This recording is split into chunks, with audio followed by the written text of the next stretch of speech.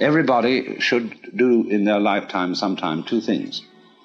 One is to consider death, to observe skulls and skeletons, and to wonder what it will be like to go to sleep and never wake up. Never. That is a very gloomy thing for contemplation, but it's like manure. Just as manure fertilizes the plants and so on, so the contemplation of death and the acceptance of death is very highly generative of creative life. You get wonderful things out of that. And the other thing to contemplate is to follow the possibility of the idea that you are totally selfish. That you don't have a good thing to be said for you at all. You are a complete, utter rascal. Now, when you go deeply into the nature of selfishness, what do you discover? You say, I love myself, I seek my own advantage. Now, what is the self that I love? What do I want? And that becomes an increasingly ever-deepening puzzle. Now, I've often referred to this when you say to somebody else, I love you. It's always rather disconcerting to the person to whom you say that. If you imply that you love them with a pure, disinterested, and holy love, they automatically suspect it as being a little bit phony. But if you say, I love you so much I could eat you, that's an expression, it's a way of saying to a person, you attract me so much that I can't help it. I'm absolutely bowled over by you, I'm gone. And people like that. Then they feel they're really being loved, that it's absolutely genuine. But now, I love you so much I could eat you. Now what the devil do I want? I certainly don't want to eat the girl in the sense of literally devouring her, because then she'd disappear.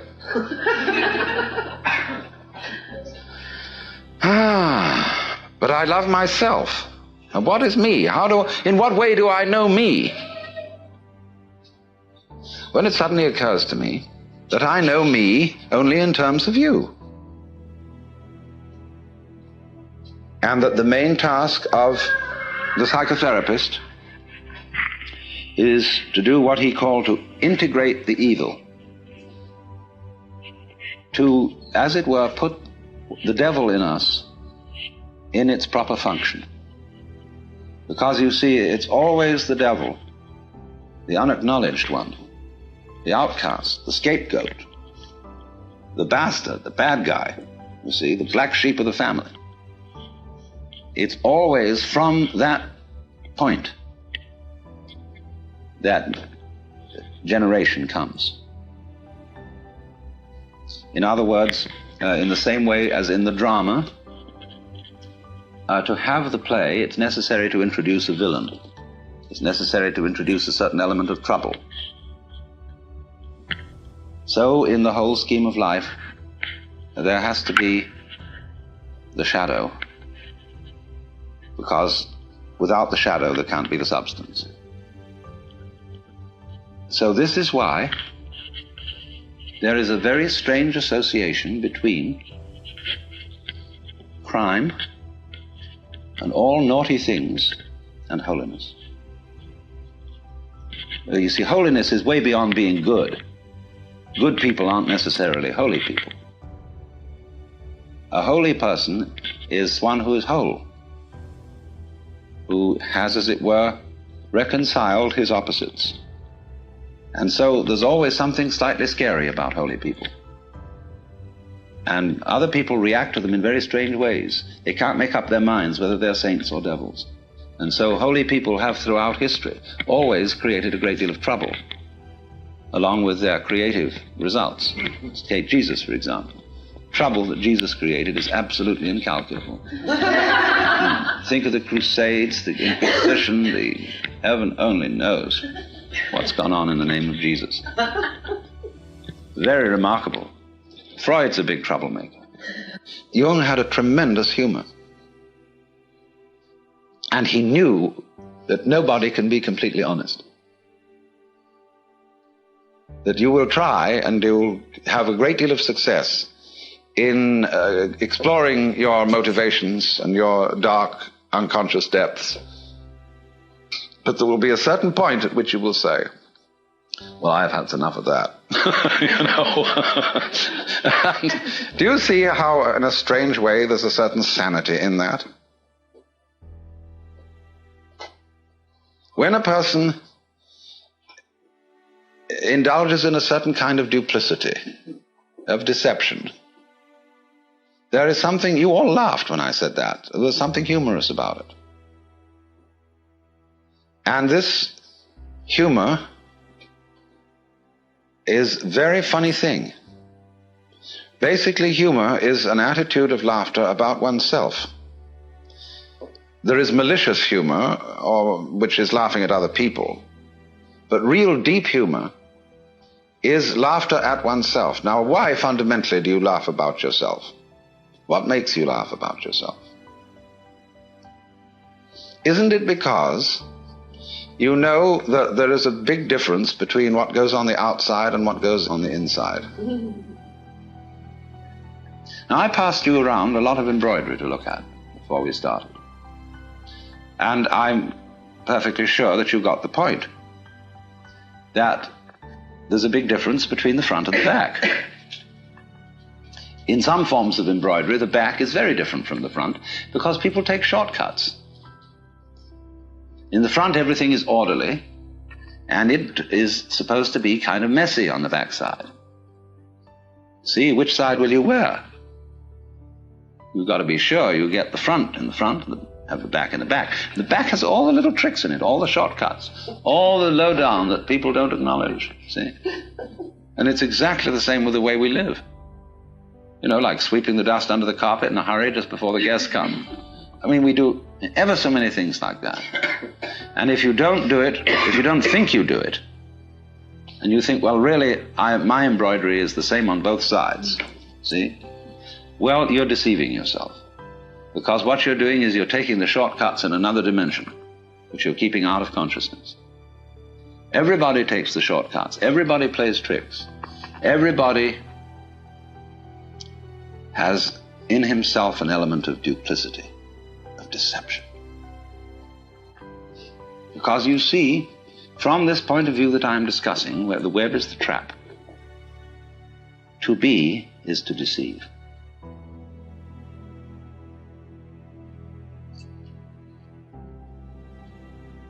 Think of camouflage, the chameleon who changes its color. Think of the butterfly pretending it has eyes. Think of the flower saying to the bee, like my honey? The bee says, wow. But then that means that the bee has to be, and it has to go on living, and all the trouble it takes to go around collecting honey and raising other bees and organizing itself and doing that dance which tells the other bees where there's more honey. There's all that stuff to do. But the flower was deceptive. Now, in the same way, I've often said, life is a drama, and a drama is a deception. It's a big act. When you peel an onion and you don't really understand the nature of an onion, you might look for the pit in the center, like any ordinary fruit has. But the onion doesn't have a center. It's all skins. So when you get right down, there's nothing but a bunch of skins. You say, well, that was a kind of disappointing. Well, in rather the same way, you see, you find when you explore yourself and your motivations, and you go through and you try to find out that thing which is really genuine. So you explore the onion, and you go in and in and in, and then you find, well, it's all a deception. Now then the question arises, who's deceiving who? Who's fooling who? I'm fooling me? What is fooling? Fooling is playing like you're there when you're not. You know, getting somebody else to answer your name in the roll call. So, we're all, you see, this is the metaphysical basis of it. This is what the Hindus mean by Maya, the world illusion. The world is playing it's there when it isn't. And it's a trap. And it sucks you in. And you can't get out of it. And it's a thorough big trap, too. But always, when you get an idea like this, or a feeling like this, follow it to its extreme. Don't back out from it. If you find you're selfish, go to the extreme of what selfishness means. Confusion largely results from not following feelings or ideas to their depth. You know, people think they want to be immortal. They'd like to live forever. Do you really want to do that? Think about it. Really go into it, what it would be like. People say they want this, that, and the other. They want this kind of car, they want this kind of dress, or so on, and this much money, and so on. It's always a good idea to think it right through. What it would involve to be in that situation, to have those desires fulfilled. Also, when you form a relationship to another person, think it through too. You see? How inconvenient could they be? However attractive. And always turn the embroidery round and look at the underside, but don't get caught doing it. See, that's something one does on the side in secret, because otherwise you play the game that everything is as it's supposed to be on the front. But that makes you humorous, and that makes you human.